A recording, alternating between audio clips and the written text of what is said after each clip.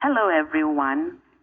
This is Sunday, June 12th, 2016, and a warm welcome to all of you to our Roundtable. This week's subject for our lesson was God, the preserver of man, and the golden text is from Genesis 1, 27 and 28. God created man in his own image. In the image of God created he him. Male and female created he them. And God blessed them.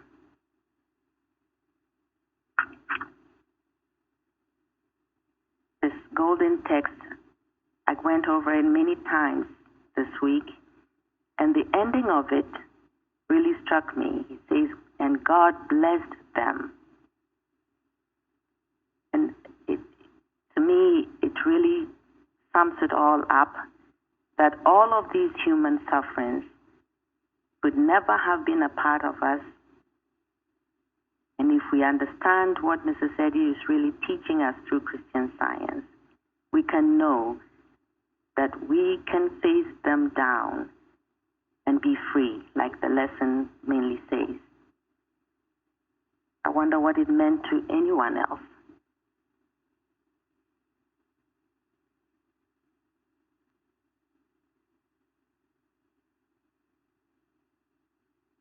Hello? It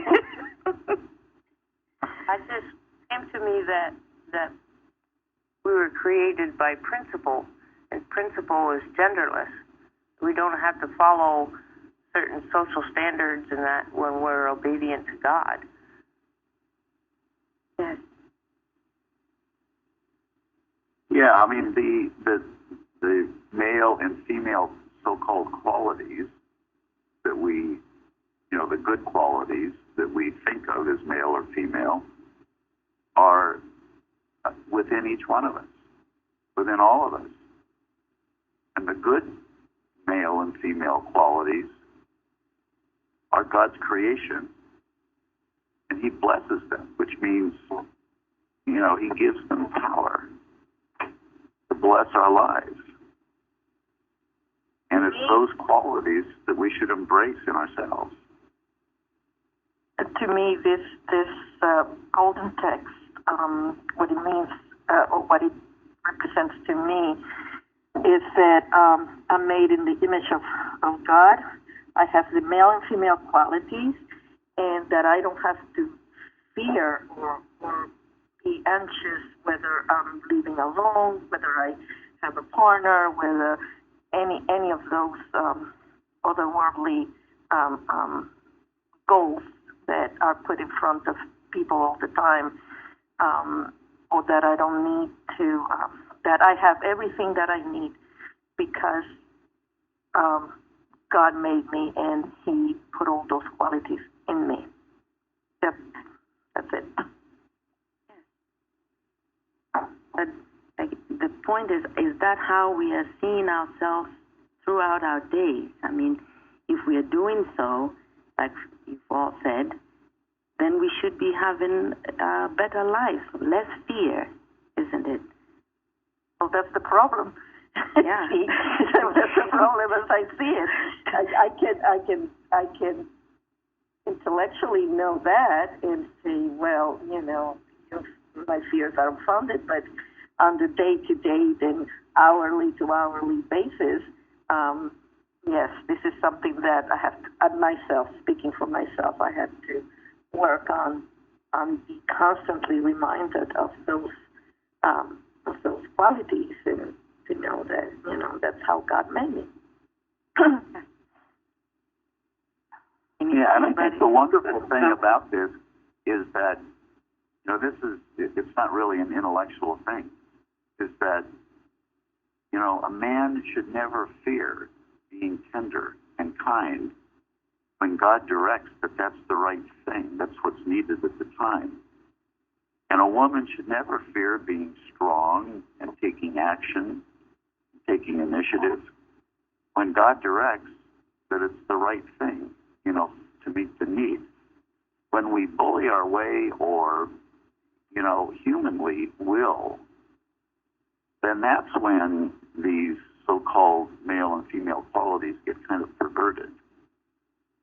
But if you're directed by God, for a man to be kind and gentle, that's a power.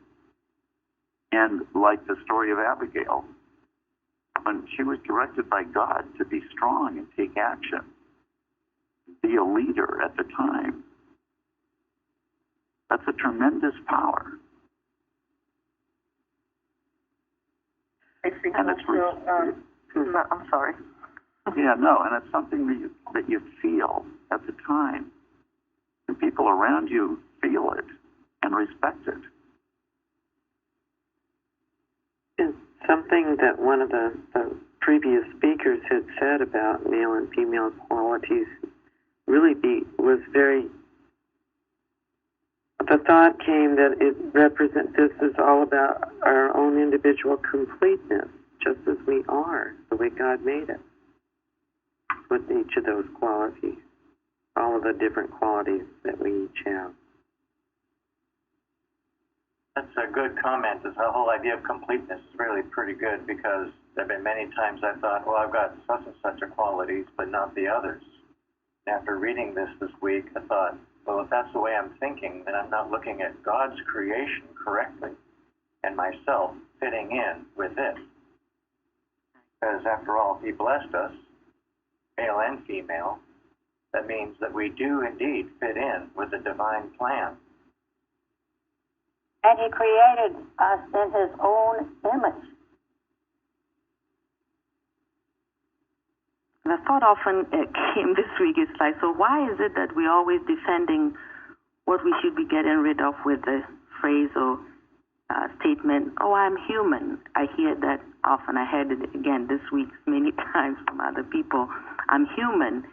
Well, that really is excusing, us from doing what we should be doing in reflecting these, beautiful qualities of God. And it really is a cop-out, isn't it? When someone says, well, I'm just human. What a cop-out. And then Christ tells us that in the next world, man is neither given nor taken in marriage.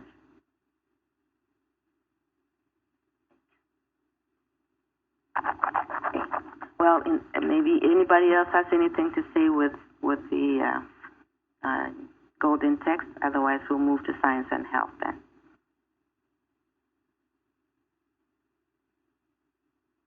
There's a lot in science and health. I think most of what was coming out of it is our freedom, really. And the first citation, God's being is infinity, freedom, harmony, and boundless bliss. I love this. Where the Spirit of the Lord is, there is liberty. Then, like the archpriest of yore, man is free to enter into the holiest, the realm of God. Does that mean to anyone? Well, to me, coming, after earlier part of my life being taught in another religion that you need a priest or you need an intermediary to get to God, this is very freeing, this statement, because it tells me that I don't need another person to go to God and ask for something that I need. I can go myself and do it. So that's what I take from that. Yes. Anyone else? Be sharing what we got from the lesson, please. One of the things that you had, Mrs. Roberts, you had mentioned before, I'm just going to give an example because it's easiest, that like when a person is in a program for alcoholism, they might say, I'm alcoholic, and then they've identified themselves with that instead of identifying themselves with God, and it kind of bounds them. And this here to me is beautiful because it says you're free to enter the holiest. And so it doesn't matter what you've identified yourself with previous. It's important to repent, but to hold on to this identity, or that you're depressed, or that you have some kind of disease, and then you identified yourself with it, and then it's like you don't have this freedom. But here it's just saying you are free to enter in. Yes. I think this is what Mrs. Edio pointed out, that we always have to start from the principle of our perfection. You're right, Linda. I always had a problem with that too. It's like groups that gather together. Maybe it's an obesity group, or like you said, the alcoholic group and such group, cancer survivors. So it's all, what was troubling for me is the identifying so much with the very thing that you want to be free from. And it's like, then if you are sick, I've accepted the sickness as real, and now I'm going to use the truth to make it unreal, which is much harder. I don't know what you're saying. Any comments on that? It's the labels that people like to put on others. It's almost like we have this need to put somebody in a box and label it. This is a cancer survivor. This is an obese person. This is an alcoholic. And even though you're not that anymore, you're still labeled that, and that's what's so bad about labels. They just stop you from growing. Just like the labels of being a man or a woman, or how old you are. Exactly. And then you expect people to be a certain way because of that. And it limits you. Well, and that is why, you're always having conversations with yourself, and you have to make sure that you are aware of your thought and what you are thinking. Because, well, others label us, but we definitely label ourselves. And in varied ways, sometimes it seems very, very natural. I hear it, and I always have to correct it. I correct it within my own thought. But even if, you say, oh, I've never been good at that, or I can't testify, all these things, these are things that aren't to be accepted about yourself, but to be realized that they're forms of animal magnetism that keep you in bondage. Is Elizabeth here today? Yes. Yes. Okay, well, Elizabeth was the one who had the inspiration for this lesson. And what was your inspiration for this lesson?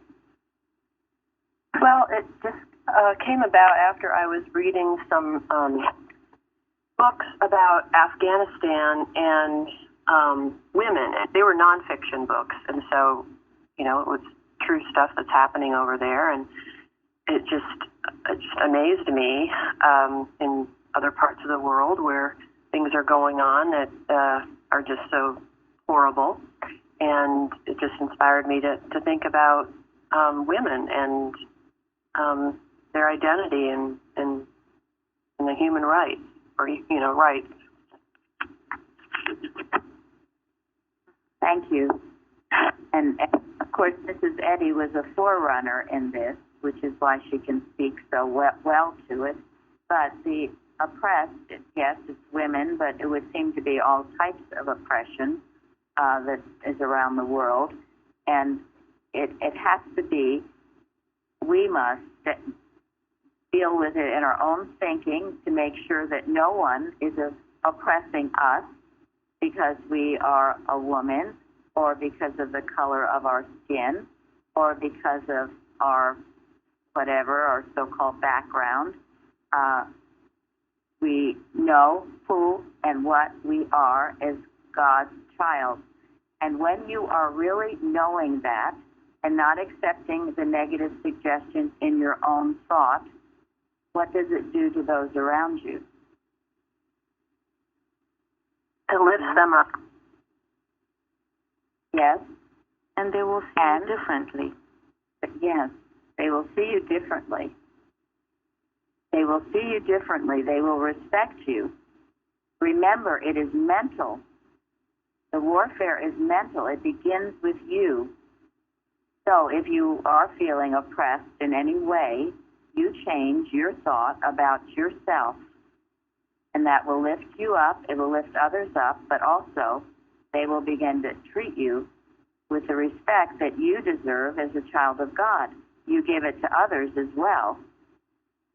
You know, Mrs. Evans used to say there is a line, there should be a steel line that no one crosses within you. You're not treated as a doormat. And I know many of us here, and myself included, were once treated as doormats because that's how I thought of myself. So my thought changed, my experience changed. And, you know, that beautiful prayer that we had, I believe it was one of our recent watches.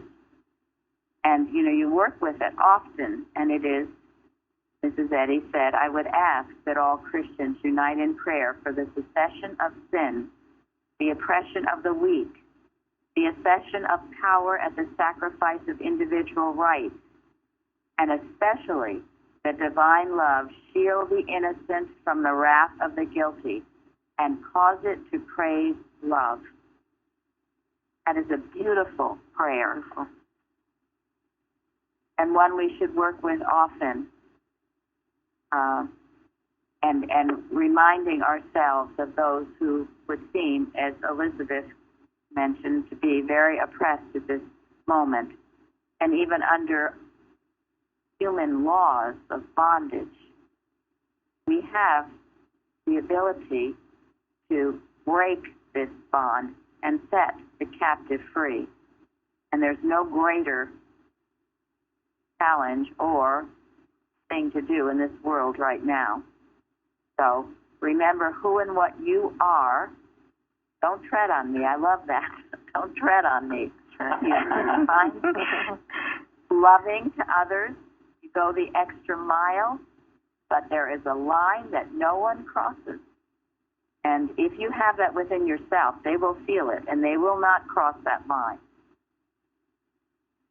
Don't be discouraged if some people rebel against your changing your thought about yourself. When you change your thought about yourself, you will attract those who will be supportive of what is right. And if there's anybody around you that isn't ready for it, well, they'll just have to go their separate way for a while until they get ready. So be prepared and don't be discouraged. Yes, even in families, you see that you change your way of looking at yourself and of who you are, but they have a hard time accepting you, the new you, or the person that you are at the moment, and they become very critical or very critical of what you're doing or your new way. So it becomes, yes, it's discouraging at times. But sooner or later, if you don't stop, they will respect it, because really, inside their hearts, they're respecting it. They just not, coming to it yet. You don't give up, like Gary said. They will. Truth is most powerful. That's what's true. What you're knowing is what's true. And they will have to come to it, or maybe you'll be let out of the environment. Yes, you'll be lifted out. And it's also why, we've talked about it, when you go into situations, former situations, family situations, or graduations, weddings, people that you've known in the past, all of these things have to be handled because they see you in a certain way, they remember you in a certain way, and you've grown, you've ascended, you've changed. So this is why we have to pray without ceasing, wherever we are, to you in your thought, you set the environment. It belongs to you. You're the master with dominion with God. You don't go into a situation as a weak mortal buffeted around by mortal mind. No, you go in as the master, a metaphysician, who with God controls the situation. And you will find if God led you to do this, that it will be in a harmonious situation, and you won't be buffeted all around by mortal beliefs. You know, there are two particular things in the lesson in Science and Health that are brought about as to why people are oppressed. One is in citation 7, human willpower may infringe the rights of man. It produces evil continually and is not a factor in the realism of being. Truth, and not corporeal will, is the divine power which says to disease, peace, be still. And then the other is in 8. The law of the divine mind must end human bondage, or mortals will continue unaware of man's inalienable rights and in subjection to hopeless slavery, because some public teachers permit an ignorance of divine power, and ignorance is the foundation of continued bondage and of human suffering. So, human will, ignorance. So let's take up the first one, human will. How does that operate?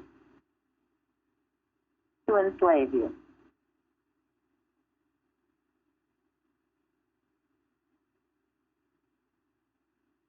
That's like David wanting to go after Nabal for hurting his pride, or you want to take matters into your own hands instead of leaving it with God. You think you can do things better, that you can arrange it better than God. You go first your own human ways about fixing something instead of going to God first. You know, in thinking about human will is being driven by the material senses. You're hungry, so you go steal something. You're tired, so you get nasty. Human will is being driven by the material senses. I don't have enough. I'm fearful, so I'm going to beat somebody up so I can have what they have. Or, you know, sibling rivalry. You know, there's not enough to go around, so I've got to claw my way through life and do whatever I have to get what I need, what I think I need. Human will also misinterprets liberty. It says, I deserve to be free, so I can do what I want to do. And it seems perfectly reasonable. It's sensuous reasoning. Human will is blind and misinterprets everything and causes all the problems in this world, as far as I can tell. So that's interesting, because last week when we talked about atheism, you know, that was one of the definitions of it, was I can do whatever I want to do. But you see the domination of wives or husbands or races or other things, and it is this human will taking over to dominate, and it is based on fear, insecurity, driven by the mortal mind, and that is what has to be broken and stood up against. You can't allow it. You can't just go on nicely and say, oh, okay, well, that's just the way it is. That isn't the way it is. That's not what Mrs. Eddy says, so it's not the way it is.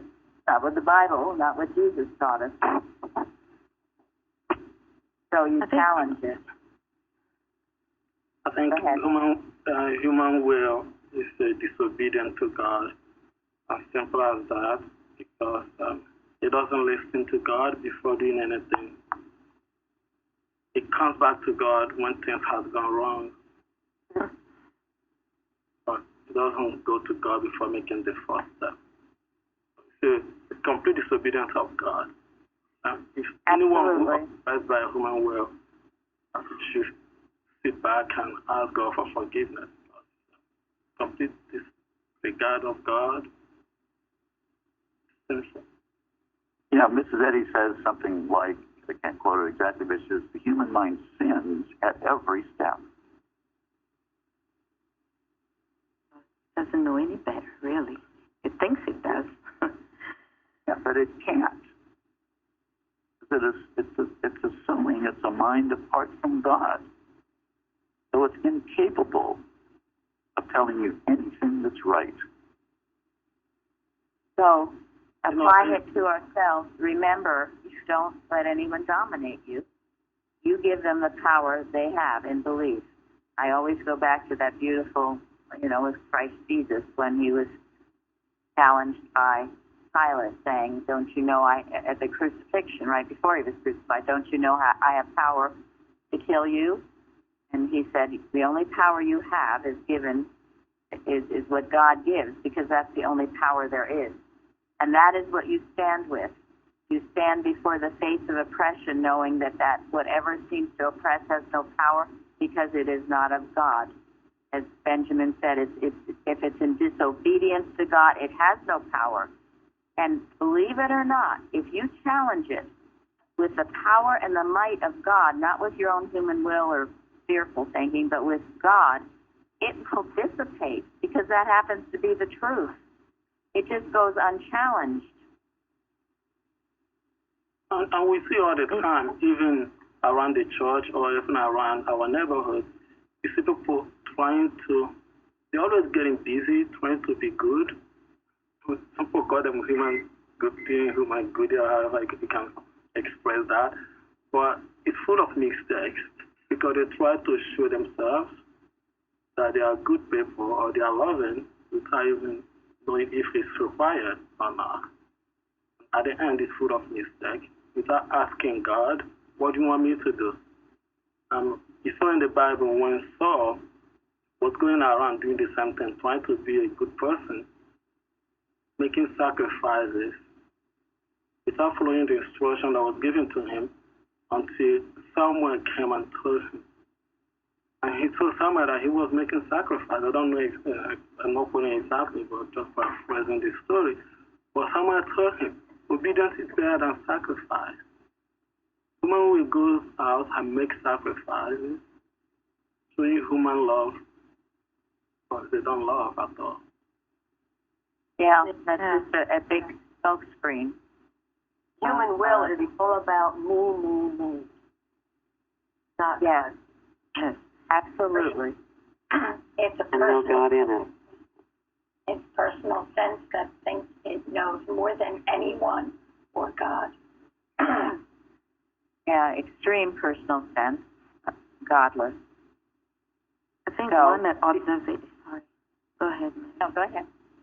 No, one observation with this human will thing is, when like mentors and so on are teaching children that to have confidence, and I see that there's some danger there, because it's all like you can do anything you want to do, you can do anything you set your mind to do, and people are, when children or young adults are thinking this way, I think they're really more like, I can will myself to do whatever I want to do.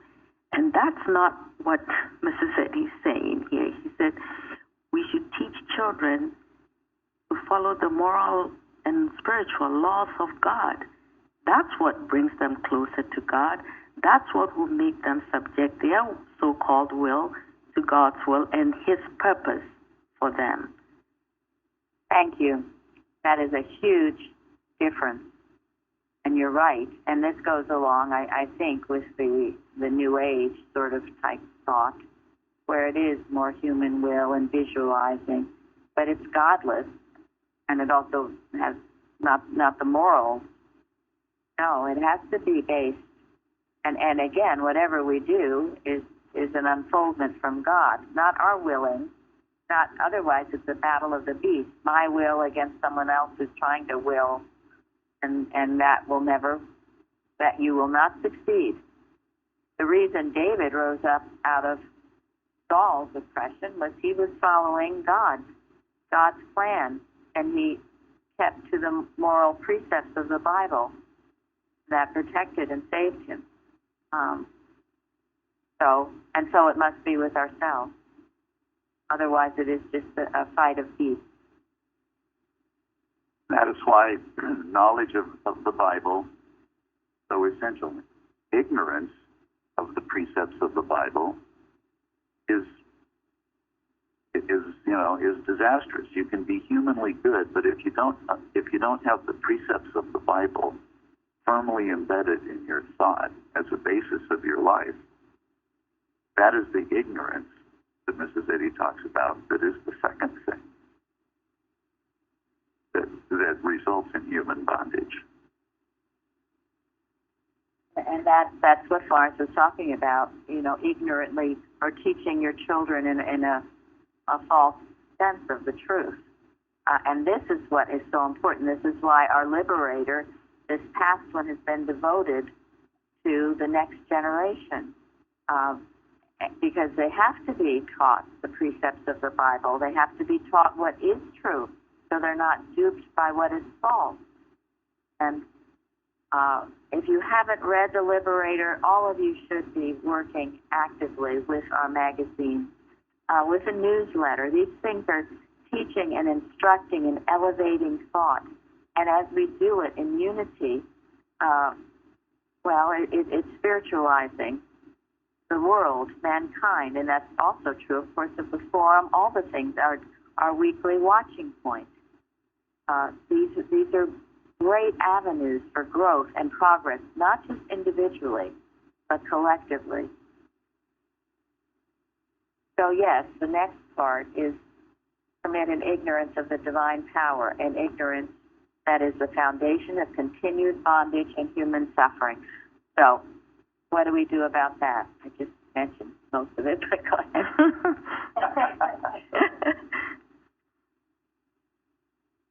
Well, it's correct education. I mean, because ignorance, to learn the truth is to be educated out of your ignorance.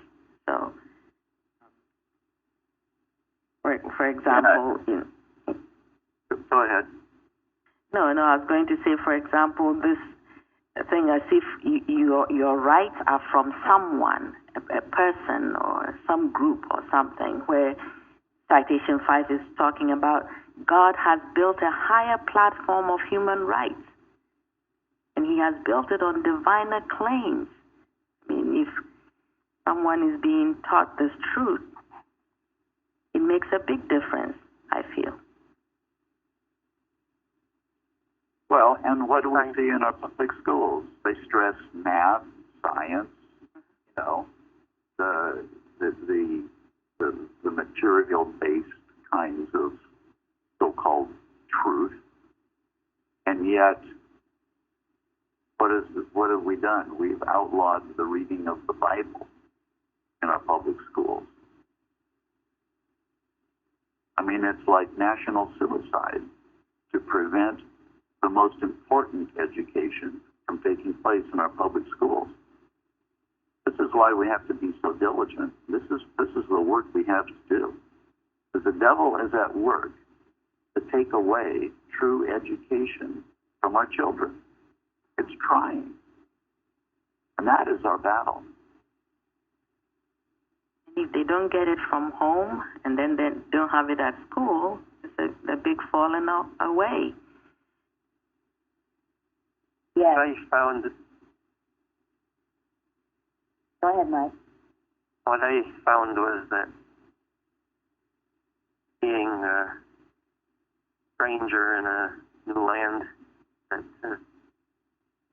there was a certain amount of prejudice to outsiders, and I was taught to use material means like fight back, which was impossible for a coward, yes, to do it in a physical means. But then when I did go into the politics, looking back, I actually tried to out-bully the bullies, which again didn't work. And what I realized is that human will is the form of idolatry. One becomes one's own god. That's where anything goes. And much as I love the reading, the Bible, and Mrs. Eddy's works, it was still very difficult because I think it was right in the beginning. Somebody said it was hard to go from the intellectual to spiritual, and I see that's where this watching and what Plainfield's doing is so important because Spirit that is here has enabled me much more degree to convert from that self-worship as being my own God to following the true God. Thank you, Mike. In a book that Shardy gave me recently, I read a story about Mrs. Eddy I'd never had before. So she was a little girl at school, and there was a bully in the classroom bullying someone. And Mrs. Eddy, she was, I think, 8 years old, she rose up and she walked down the aisle and she said to this bully, "I will not permit you to do this." and she was, the Christ working in her. And not only did the bullying stop, but she did what no one else could do. She healed the bully from bullying. But it was the Christ rising up in her. I thought that was such a beautiful story about Mrs. Eddy, and also how to handle this bullying, which we hear a lot about lately. And I'm sure it's been going on forever, so made the news. So remember, when you speak with the authority of Christ, you can, as Mrs. Eddy did, as just a little child, heal the situation. I think this is why it's so, this correct identification of self that Mrs. Eddy has so clearly shown. I never thought of this as, this truth like that Christ is our true selfhood. I would say many other things, but never refer to the Christ. Really. Also, go ahead. I don't want to move away from the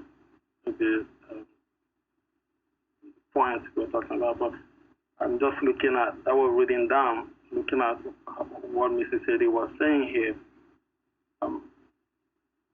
I can't help myself but to acknowledge that the word bondage doesn't describe a child of God, but the word freedom. That probably contradicts what Bruce said before, but I don't mean to contradict you, Bruce, or what you believe in. The word bondage doesn't describe a child of God. Freedom does. Anyone seeking freedom is seeking God, and that person should be encouraged to do so, because freedom given to every child of God, and every child of God deserves so.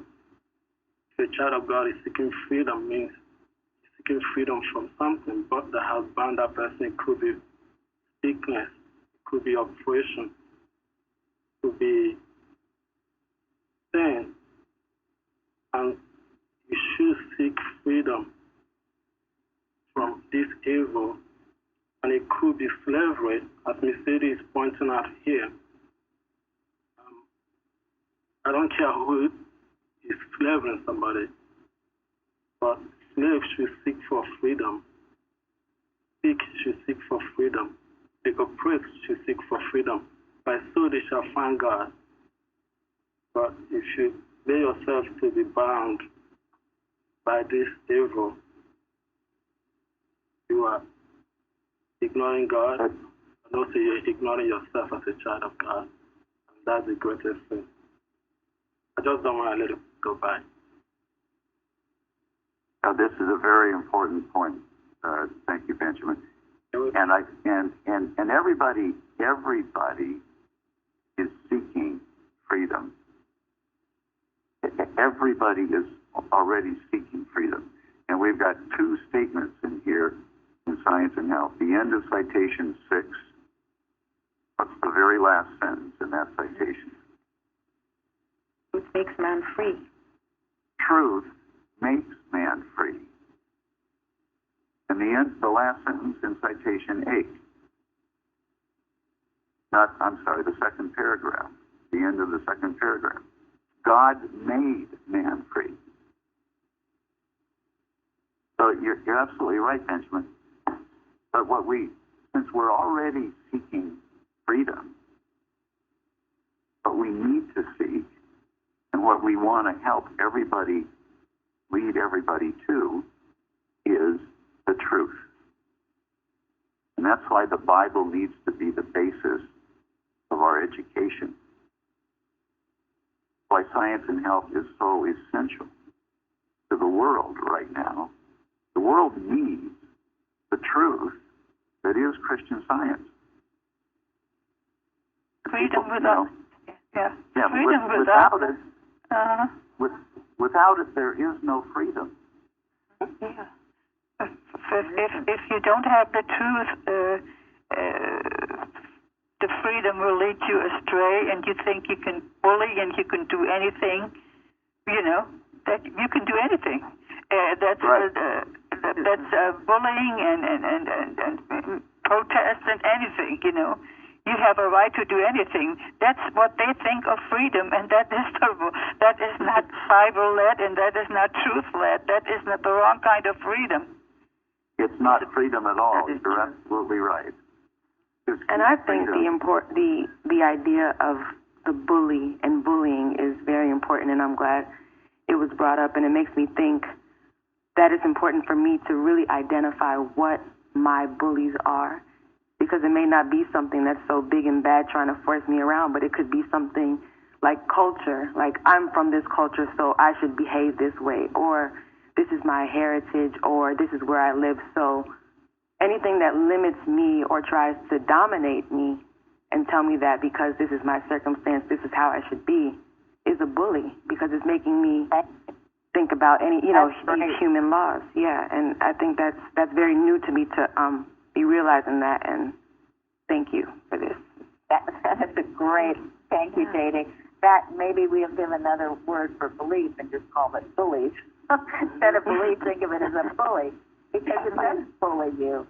Mortal mind is a bully.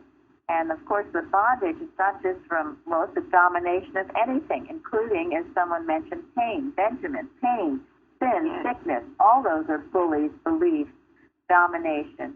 And fear, this is where we, again, we challenge it and say, no, God made me free. But as Karen was saying, not free to just do anything, but free to obey God. Anything that limits us, then. Mm-hmm. That's what we are here for, and that's why we have our website.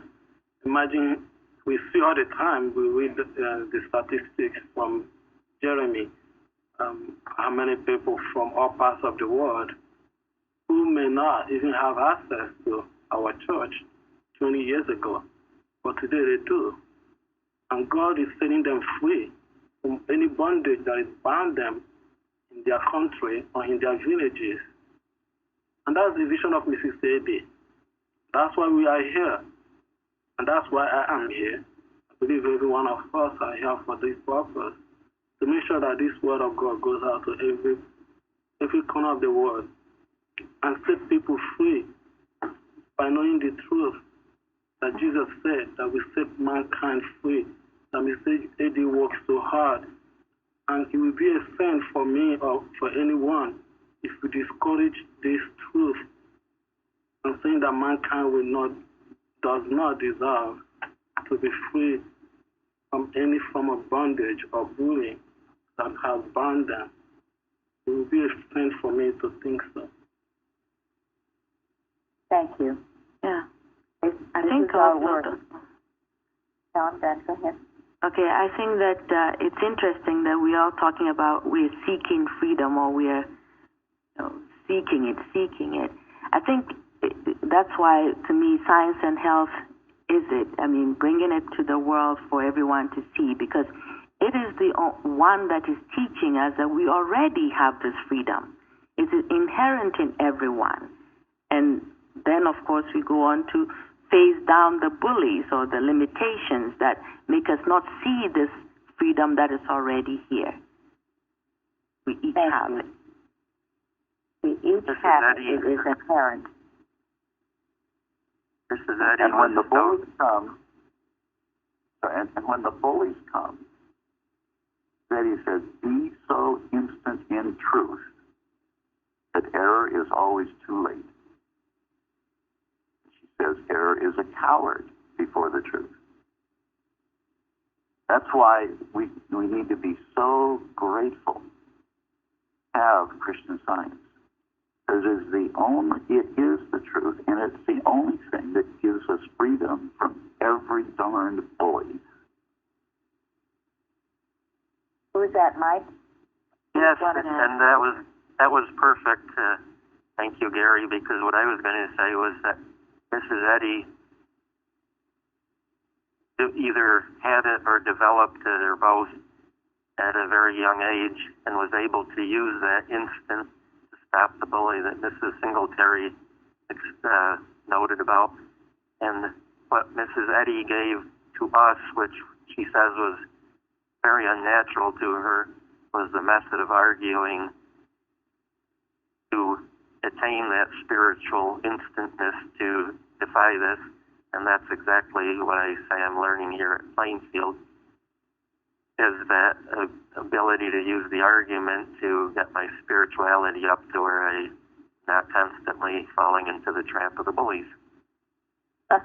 Good, and that we call that arguing, tuning your violin, getting it tuned so you're right with the right chords, the right harmony.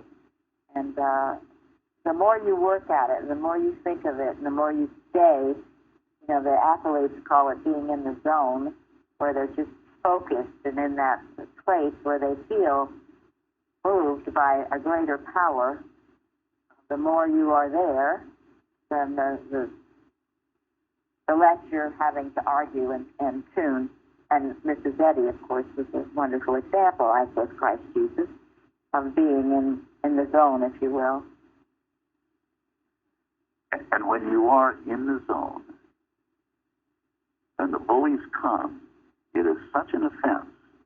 It is so unnatural that it is the only natural reaction to kick it the hell out. No matter what face it wears, no matter how it comes to you. When you're at one with God, when you treasure your freedom, your newfound freedom, anything that tries to take it away from you is a horrible offense. A citation in Mrs. Science and Health 381, Mrs. Eddy says that ignorant of our God-given rights, we submit to unjust decrees, and the bias of education enforces this slavery. So all that you've been saying is right. Thank you. One, knowing God and knowing our freedom in Him.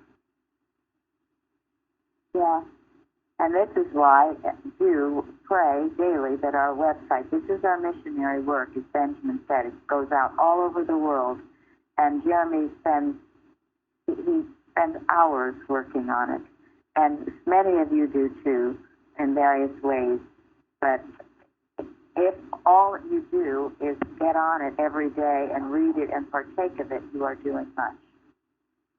And contributing, and the forum, other ways you contribute when you testify, all of these things. Go out feeding a hungry world. There's no greater thing you can do within your day.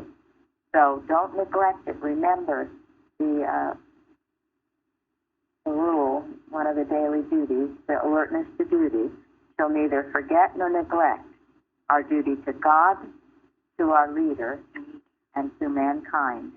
Don't forget it nor neglect it. So I guess time to end, and I found something I thought was very beautiful from People's Idea of God, pages 6 and 7. Periods and peoples are categorized by their highest or their lowest ideals, by their God and their devil. We are all sculptors, working out our own ideals and leaving the impress of mind on the body as well as on history and marble, chiseling to higher excellence or leaving to rot and ruin the mind's ideals. Recognizing this as we ought, we shall turn often from marble to model, from matter to mind, to beautify and exalt our lives. Chisel in hand stood a sculptor boy with his marble block before him. and his face lit up with a smile of joy, as an angel dream passed o'er him.